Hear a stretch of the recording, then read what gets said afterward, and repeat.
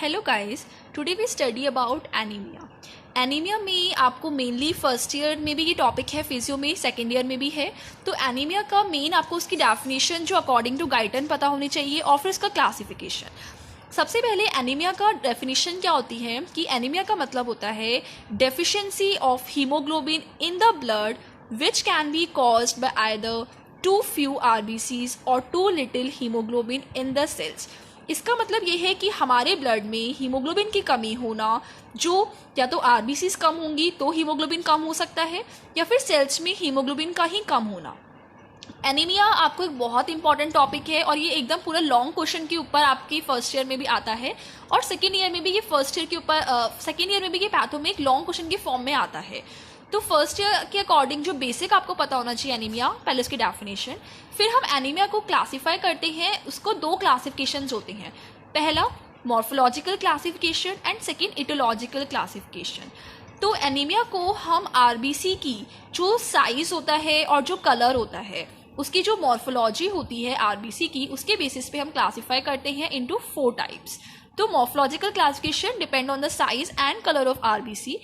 अब आरबीसी का जो साइज होता है वो हम एमसीवी के बेसिस पे देखते हैं और कलर एमसीएचसी। एमसीवी एमसीएचसी मैंने पहले वाले वीडियो में आपको पढ़ाया है अच्छे से, तो इसको समझने के लिए आप मेरे से पहले वाला वीडियो देख सकते हैं, उसमें मैंने बताया है। इसके बेसिस पे हम आरबीसी को 4 पार्ट में क्लासीफाई करते हैं। सबसे पहले normocytic normochromic anaemia, second macrocytic normochromic anaemia, macrocytic hypochromic anaemia and microcytic hypochromic anaemia.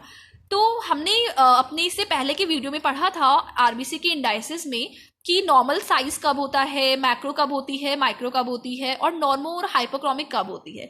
तो उसी से कॉम्बिनेशन बनाकर हमने देखा नॉर्मोसाइटिक नॉर्मोक्रोमिक में साइज एंड कलर जो है वो नॉर्मल है, बट आरबीसी का नंबर कम हो रहा है, इसलिए एनीमिया है। मैक्रो में साइज इंक्रीज हो रहा है, कलर जो है वो नॉर्मल है बट काउंट कम हो रहा है, इसलिए एनीमिया है। मैक्रो है, साइज इंक्रीज हुआ है। हाइपोक्रोमिक है, कलर डिक्रीज हुआ है और कम काउंट है, इसलिए एनीमिया है। माइक्रोसाइटिक हाइपोक्रोमिक एनीमिया में जो साइज है वो डिक्रीज हो रहा है, कलर साइज कम होगा तो कलर ऑफ कोर्स कम होगा और काउंट कम है, इसलिए ये एनीमिया है। ये हमारा मॉर्फोलॉजिकल क्लासिफिकेशन था। सेकंड जो इटोलॉजिकल क्लासिफिकेशन है, इसे हम एनीमिया का WHO क्लासिफिकेशन बोलते हैं। इटोलॉजी मतलब होती है कि कॉज, की जो भी डिसीज हो रही है, जो एनीमिया हो रहा है हमारा, उसका कॉज क्या है। तो on the basis of causative factor anaemia को हम 3 टाइप में क्लासीफाई करते हैं। फर्स्ट इज कि आपका जो ब्लड लॉस है वो इंक्रीज हो गया, दूसरा आरबीसीज जो है वो ज़्यादा से ज़्यादा डिस्ट्रॉय हो रही हैं, और थर्ड आरबीसीज का जो प्रोटेक्शन है वो ही कम है। तो 3 चीज़ें, ब्लड लॉस ज़्यादा होना, ज़्यादा से ज़्यादा ब्लड लॉस होगा तो ब्लड बाहर जाएगा, आरबीसीज कम होंगी तो उस वजह से एनीमिया होगा, डिस्ट्रॉय ज़्यादा हो रही है तो एनीमिया होगा, और प्रोटेक्शन कम होगा तो एनीमिया होगा। अब जो ब्लड लॉस ज्यादा होता है तो वो भी 2 टाइप्स का होता है। One is acute and second is chronic.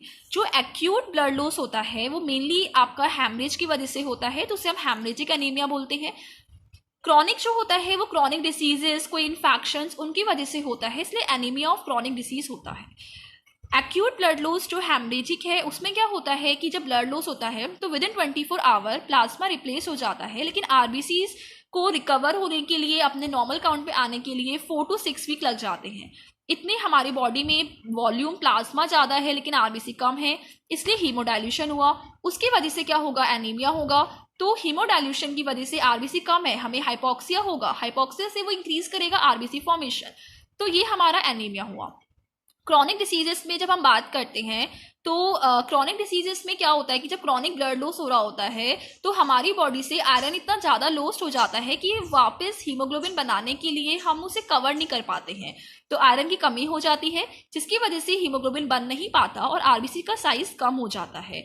Microcytic and hypochromic anaemia आपको एनीमिया ऑफ क्रॉनिक डिसीजेस में and chronic haemorrhage blood loss में दिखेगा। सेकेंड जो इटोलॉजी में हम बात करते हैं कि आरबीसीज का डिस्ट्रक्शन ज़्यादा हो रहा है, मतलब कि उसे हम बोलते हैं आरबीसीज का डिस्ट्रक्शन होना, उनका टूटना, यानी कि haemolytic anaemia. Haemolytic anaemia further 2 types का होता है, इंट्रावेस्कुलर एंड एक्स्ट्रावेस्कुलर। इंट्रावेस्कुलर मतलब कि आरबीसीज का जो डिस्ट्रक्शन है वो ब्लड वेसल के अंदर हो रहा है, और एक्स्ट्रावेस्कुलर मतलब ब्लड वेसल्स के बाहर। ब्लड वेसल के बाहर मतलब कि जो आपके ऑर्गन्स हैं, स्प्लिन में, लिवर, किडनी, कहीं पे भी डिस्ट्रॉय हो रही है। आरबीसीज ब्लड वेसल्स के अंदर डिस्ट्रॉय होती हैं, उस बेसिस पे वो फर्दर 2 टाइप्स की होती हैं, तो इंट्रावेस्कुलर, इंट्रिंसिक और एक्सट्रिंसिक। एक्सट्रिंसिक को हम ऑटो इम्यून भी बोलते हैं। इंट्रिंसिक का मतलब होता है कि हमारी आरबीसी में कहीं ना कहीं डिफेक्ट है जिसकी वजह से वो डिस्ट्रॉय हो रही है, तो ये एक इनहेरिटेड डिसऑर्डर्स होता है। एक्सट्रिंसिक ये होता है कि आरबीसी में डिफेक्ट नहीं है लेकिन जो ब्लड वेसल्स हैं उसमें कुछ खराबी है जिस वजह से वो टूट रही हैं। एक्स्ट्रावेस्कुलर जो हिमोलाइटिक अनीमिया होता है, इसमें क्या होता है कि आरबीसीज में भी डिफेक्ट हो सकता है जो बाहर ऑर्गन्स में डिस्ट्रॉय हो रही हैं, तो उसमें आरबीसीज की मेम्ब्रेन में डिफेक्ट हो सकता है, जिसमें आपका एग्जाम्पल आता है हेरिडिटरी स्पेरोसाइटोसिस। आरबीसी में जो एंजाइम्स हैं उनकी डेफिशिएंसी हो सकती है जिसको हम G6PD डेफिशिएंसी बोल सकते हैं। आरबीसी में जो हीमोग्लोबिन है उसमें डिफेक्ट हो सकता है जिसमें आपका थैलेसीमिया और सिकल सेल एनीमिया, तो ये है। थर्ड जो इटियोलॉजी के बेसिस पे है वो ये है कि आरबीसीज का प्रोडक्शन कम हो गया। अब आरबीसी का प्रोडक्शन 2 वजह से कम हो सकता है, एक तो उसको बनाने के लिए जो न्यूट्रिशंस चाहिए उनकी कमी हो गई, और दूसरा जो बोन मैरो है जो आरबीसी बनाती है वो कम प्रोलिफरेट कर रही है, जिसे हम एप्लास्टिक एनीमिया भी बोलते हैं। तो एक क्लासिफिकेशन आपको मेनली याद होना चाहिए, ये आपका फिजियोपैथो दोनों का जो बेसिक क्लासिफिकेशन आपको याद होना चाहिए आगे तक उसे कवर करता है। इसके बाद जो न्यूट्रिशन डेफिशिएंसी अनीमिया है प्रोडक्शन कम होने का, उसमें हम पढ़ते हैं कि न्यूट्रिशन 4 की कमी होती है, या तो आयरन की कमी हो जाती है, प्रोटीन की, विटामिन B12 की, या फॉलिक एसिड की। आयरन एंड प्रोटीन हमें हीमोग्लोबिन बनाने के लिए चाहिए, तो इन कंडीशंस की जब डेफिशिएंसी होगी तो ऑफकोर्स जो एनीमिया होगा वो हाइपोक्रोमिक टाइप का होगा। कमी होने की वजह से माइक्रोसाइटिक हो सकता है, मैक्रो हो सकता है। विटामिन B12, फॉलिक एसिड हमें आरबीसी बनाने में चाहिए, तो हीमोग्लोबिन पे ज़्यादा इफेक्ट नहीं पड़ता, बट आरबीसी के मैचुरेशन के लिए चाहिए, इसलिए क्या होता है कि इसमें आरबीसी मैक्रोसाइटिक हो जाती है और नॉमोक्रोमिक रहती है। फॉलिक एसिड में क्या होता है कि आरबीसी आपकी मैच्योर्ड ही नहीं हो पाती है। फॉलिक एसिड में आपकी जो आरबीसीज होती हैं वो आपकी जो आपने इराथ्रोपोइसिस पढ़ा था पहले के वीडियो में, वहाँ प्रो इराथ्रोब्लास्ट जिसको हम मेगैलोब्लास्ट कहते हैं वहीं पे रुक जाती है, उसका मैचुरेशन टुवर्ड इरेथ्रोसाइट नहीं हो पाता है, जिस वजह से इसे हम मेगैलोब्लास्टिक कहते हैं। और जो आरबीसी है वो मेगैलोब्लास्टिक होती है, और ऑफ कोर्स उसमें कमी होती है हीमोग्लोबिन की, बिकॉज अभी हीमोग्लोबिन आपका अपीयर होना स्टार्ट नहीं किया होता है, इसलिए हम इसे हाइपोक्रोमिक बोलते हैं। अब on the first year level आपको सिर्फ 2-3 इनमें से iron deficiency, vitamin B12, folic acid को थोड़ा डिटेल में पढ़ना है। इसके बारे में ज़्यादा जो पैथो में आता है वो मैं अपने आपके आगे की वीडियोस में बताऊंगी। तो फर्स्ट हम पढ़ते हैं iron deficiency anaemia. Iron deficiency anaemia जो एक न्यूट्रिशन डेफिशिएंसी अनीमिया का टाइप है, जो आरबीसीज में माइक्रोसाइटिक और हाइपोक्रोमिक होती है। इसके कॉजेज क्या है? आयरन की डेफिशिएंसी होने का रीज़न ये होता है, 4 रीजन्स होते हैं। पहला कि आपका ब्लड इतना ज़्यादा लॉस हो रहा है क्रॉनिकली कि आयरन आपका लॉस हो गया, आपकी बॉडी में नहीं है। दूसरा जो आपका इनटेक है, जो आप आयरन खाते हैं वो कम हो जाता है। थर्ड ये कि आयरन तो आप प्रॉपर खा रहे हैं लेकिन आपकी इंटेस्टाइन से जो उसका एब्जॉर्प्शन है वो कम हो जाता है। एंड फोर्थ कि आपकी बॉडी में आयरन की डिमांड इंक्रीज हो गई, जो during growth and pregnancy increase हो जाती है कि आप जितना खा रहे हैं वो सफिशिएंट नहीं है, आपको और चाहिए। तो these 4 are the causes for iron deficiency anaemia. अब एक पेशेंट जिसमें आयरन डेफिशिएंसी अनीमिया है वो आपको कैसे प्रेजेंट करेगा, तो क्या क्लिनिकल फीचर्स होंगे? सबसे पहले ऐसे पेशेंट में क्या होता है कि जो उसके नेल्स होते हैं वो ब्रिटल हो जाते हैं, उसके नेल स्पून शेप होते हैं जिसे हम कोलोनकियास बोलते हैं, हेयर्स ब्रिटल हो जाते हैं। आयरन डेफिशिएंसी एनीमिया में जो टंग के पैपिलेज होते हैं उनकी एट्रोफी हो जाती है, और साथ में पेशेंट को डिस्फेजिया होता है। डिस्फेजिया का मतलब होता है कि स्वेलो करने में डिफिकल्टी होती है। सेकेंड जो हम पढ़ते हैं that is pernicious anaemia. Pernicious anaemia is also called as Addison anaemia. इस एनीमिया में क्या होता है कि विटामिन B12 की डेफिशिएंसी होती है, ज़्यादातर ये फीमेल्स में देखा जाता है।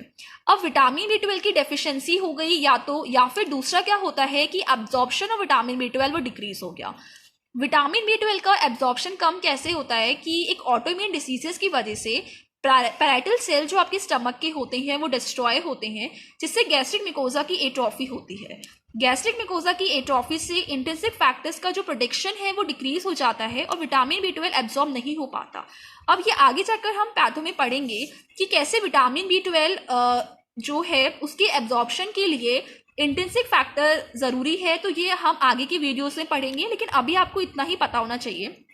अब एक पर्नीशियस अनीमिया का पेशेंट क्या क्लिनिकल फीचर प्रेजेंट करेगा, तो एनीमिया है तो पेशेंट की जो स्किन होगी वो लेमन येलो कलर की, यानी कि माइल्ड जॉन्डिस जो होगा वो प्रेजेंट करेगा।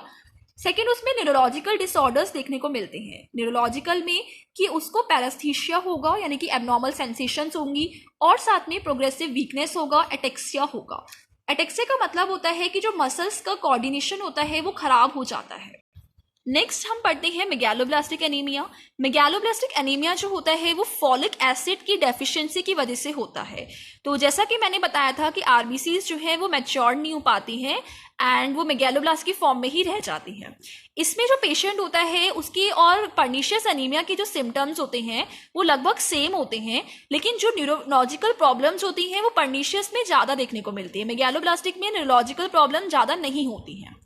अब नॉर्मली अगर हम बात करते हैं कि एक एनीमिया का पेशेंट है तो उसके डिफरेंट बॉडी के जो सिम्टम्स जो सिस्टम्स हैं उन पे क्या इफेक्ट होगा, तो different sign and symptom of anaemia, ये आपको सैम्बू में एक अलग से टॉपिक करके दिया हुआ है, तो आप देख लीजिएगा।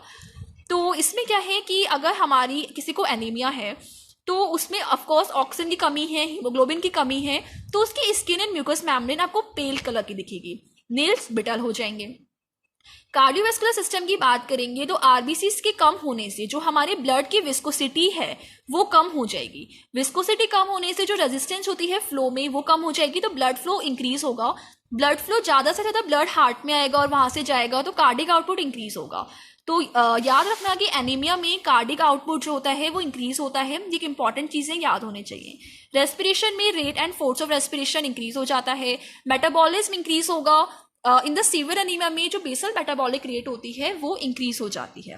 रिप्रोडक्टिव सिस्टम की अगर हम बात करते हैं तो कोई लेडी है जिसको एनीमिया है तो उसकी मेंस्ट्रुअल साइकिल डिस्टर्ब हो जाती है, क्योंकि ब्लड लॉस उसमें ऑलरेडी कमी है और लॉस हो रहा है तो उसे दिक्कतें होती हैं।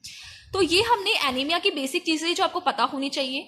And in my for my next video please like share and subscribe my channel.